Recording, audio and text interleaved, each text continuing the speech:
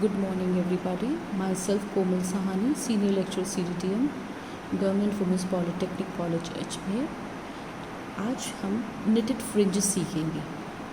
Knitted fringes सीखने के लिए हमें डबल पॉइंटेड नीडल्स की आवश्यकता है और वूल की आवश्यकता है।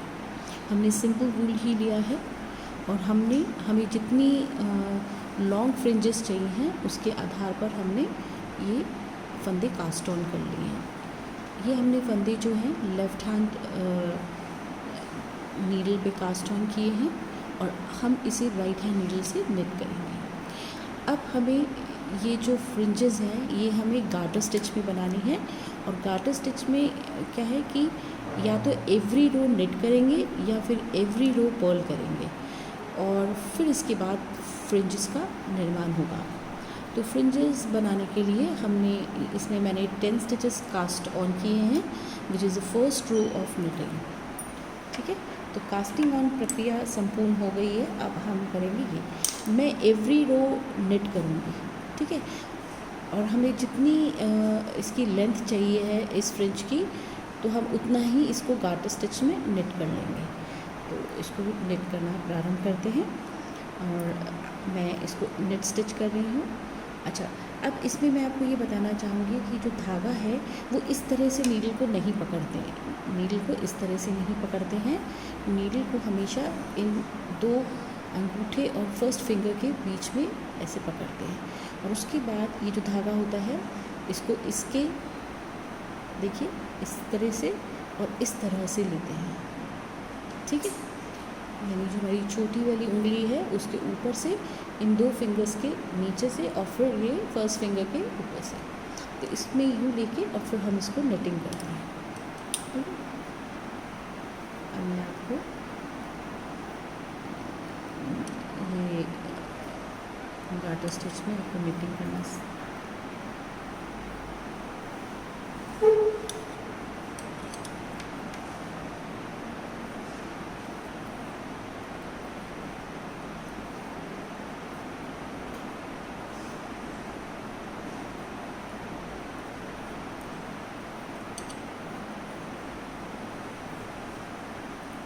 इस तरह से हमारी ये फर्स्ट रो कंप्लीट हो गई है।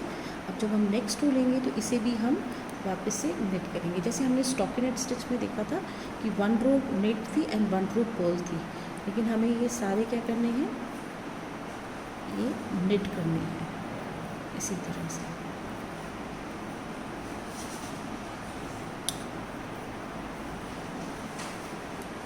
देखिए इस तरह से हमने ये भी नेट रो से इसको कंप्लीट कर लिया। अब हम थर्ड रो निट करेंगे। थर्ड रो निट करने के लिए वंस अगेन आप ये देखिएगा, फर्स्ट फंदा हम बिल्कुल टाइट रखेंगे ऐसे। तो टाइट करने से क्या होगा, जो एजेस है जो उसकी सेल्वेजेस हैं वो लूज़ नहीं होंगे।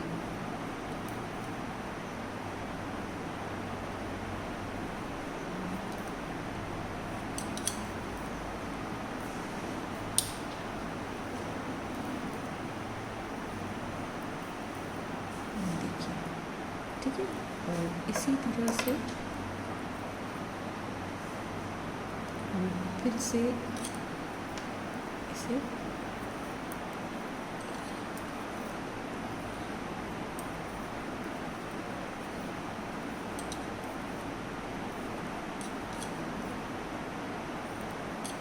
इस तरह से हम हर रो को नेट कर रहे हैं। आप ये देखेंगे कि जो गार्टर स्टिच होती है वो रिवर्सिबल स्टिच होती है। दोनों तरफ से ये बिल्कुल एक समान ही दिखाई देती है।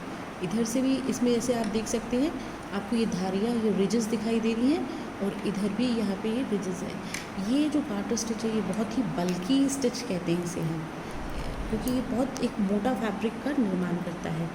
और इस स्टिच का सबसे अधिक प्रयोग जो होता है ये बेबी गारमेंट्स में किया जाता है। बेबी के जो छोटे बेबीज़ होते हैं उनके कपड़ों में इनका प्रयोग अधिक से अधिक किया जाता है। जैसे बॉर्डर्स बनाने में भी किया जाता है, क्योंकि बॉर्डर्स जो होते हैं इसके बहुत ही सॉफ्ट होते हैं। और ये देखिए इस तरह से बनता जाएगा। ठीक है, ये गार्टर स्टिच है, ये निट रो में भी बना सकते हैं और पर्ल रो में भी इसका निर्माण किया जा सकता है।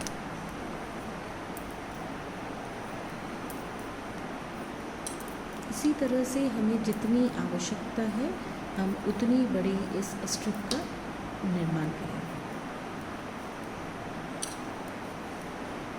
ये देखिए, आप यहाँ पे ये देख सकते हैं 2 लाइन से एक रिज बनती है। 2 लाइंस जब हम निट करते हैं तो एक रिज बनती है ये, ठीक है। और इसमें क्या है, एक और बात है, इसमें जो वूल है उसका कंजम्पशन भी बहुत अधिक हो जाता है।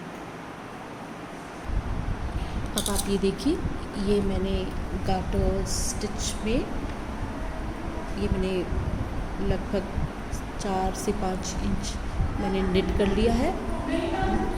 निट करने के बाद ये देखिए, ये मैंने निट कर लिया है।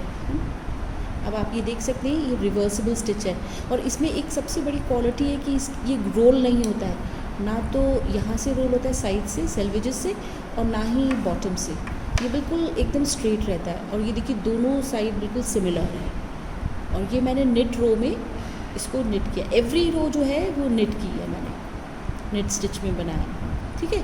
अब हमारे ये जो 10 फंदे हैं, अब हम क्या करेंगे, इसमें से या तो आधे फंदे कम कर सकते हैं या 1/4 कम कर सकते हैं। जितना हमें बॉर्डर चाहिए उतना रख के हम बाकी के फंदे कास्ट ऑफ कर देंगे और बाकी के फंदे हम ओपन रहने देंगे। तो जैसे अभी मैं इसमें क्या करूँगी कि मैं इसमें जो 6 स्टिचेस हैं वो मैं कास्ट ऑफ कर दूँगी और 4 स्टिचेस मैं कास्ट ऑफ नहीं करूँगी। तो वो मैं आपको करके एक बार बताती हूँ।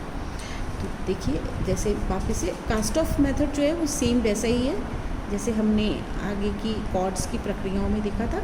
इसी तरह से हमने इसको लिफ्ट किया और इस पर ट्रांसफ़र कर दिया और निट रो में ही कास्ट ऑफ करना है। कास्ट ऑफ पर्ल रो में भी होता है, रिब रो में भी होता है, पर्ल रो में भी और रिब में भी होता है। तो ये देखिए, इस तरह से मैंने ये फंदे कास्ट ऑफ कर दिए। अब ये 4 स्टिचेस रह जाएंगी।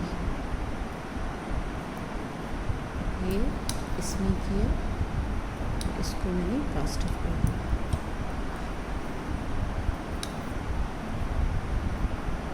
हमारी 4 स्टिचेस इधर रहनी चाहिए, ठीक है। और अब ये जैसे मेरी 4 स्टिचेस यहाँ रह गई हैं, तो मैं इस वाले लूप में से ये जो धागे का एंड है इसको निकाल के इसको क्लोज कर दूँगी। ये देखिए इस तरह से। तो अब आप ये देख सकते हैं ये मेरी 4 स्टिचेस रह गई हैं, ठीक है। ये तो मैंने अपने क्या किया, 6 स्टिचेस जो है मैंने कास्ट ऑफ कर दिए और ये जो 4 स्टिचेस हैं ये मेरी इस लेफ़्ट हैंड नीडल पे है। अब मैं इस नीडल को इसमें से निकाल दूँगी, ठीक है। ये निकालने के बाद अब मैं इन फंदों को खोल दूँगी। देखिए इस तरह से क्या होगा, इस तरह से इसको खोल देंगे तो ये हमारे क्या हो गए, फ्रिंजेस। तो निटिंग में ही हमारे फ्रिंजेस इनबिल्ड बन गए। ये देखिए इस तरह से। अब ये फ्रिंजेस की जो लेंथ है वो डिपेंड करती है कि आप इसको कितना रखना चाहते हैं, उतना ही आप रख के कर सकते। अगर ये आप नैरो रखना चाहते हैं तो फंदों की संख्या यहाँ पे कम बंद करें और ये वाला ज़्यादा कर लें। अगर आपको फ्रिंजेस की जो लेंथ है अगर लंबी चाहिए तो ये देखिए इस तरह से ये मैंने इसको पूरा सबको खोल दिया। अब इससे मैं आप इसको कहीं पे भी लगा सकते हैं, एज अ कॉलर यूज़ कर सकते हैं और स्लीव्स के नीचे भी लगा सकते हैं। देखिए इस तरह से, ठीक है। और ये जो हमारा जो लास्ट है यहाँ पे हमने नॉट लगाई थी, इसको हमें ओपन करना है। इसको हम ओपन कर लेंगे तो ये हमारे जो लास्ट फंदा है ये भी हमारा खुल जाएगा।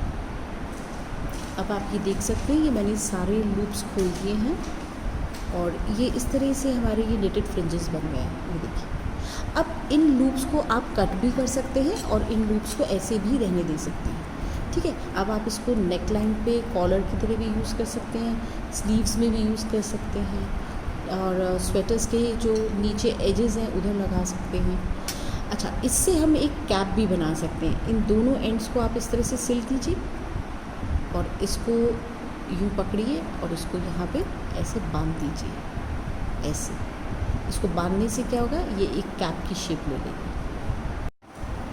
आप ये देख सकते हैं, इसको इस तरह से जब हम यहाँ से ऐसे बांध देंगे, हमने यहाँ से इसको साइड से सिलने के बाद आप इसको यहाँ पे इस तरह से, जैसे हम टेसल्स में बांधते हैं, इस तरह से आप बांध लेंगे तो ये आपकी ये एक कैप का रूप भी ले सकती है। ये देखिए, तो ये आपका हो गया कैप।